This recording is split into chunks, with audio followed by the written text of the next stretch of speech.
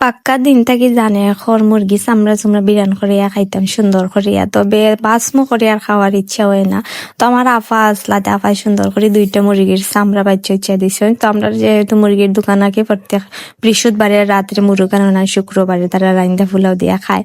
তো ভাবলাম হইরিয়ে খাইলাই। তো আমার তো আর এই ধৈর্য শক্তি নাই যে আমি মুরগর চামড়া চুমড়া পরিষ্কার করবো। তো আফা করিয়া দিয়েছিল আর কি।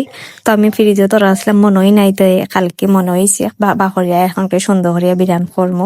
তো প্রথমে ফুলুয়ারির মধ্যে দিলাম বেশি করে তেল দিয়া, পেঁয়াজ রসুন দিলেইছি, দিয়া মশলা উসলা দিলেইছি, তারপরে দিলাইমু চামড়া চুমড়ি, তারপরে ডাকনা ডুকনাও আছে। তো লগে আলুও ফুরন করছি।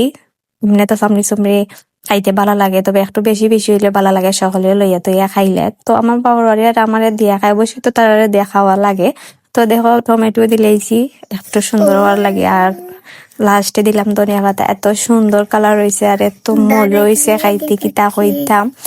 তো এত মজা করে ভাত খাইছি, সেম লাগছে গরুর বরলের মতো। তো গরুর বরল তো সকলের প্রিয়, খার না প্রিয় নাই।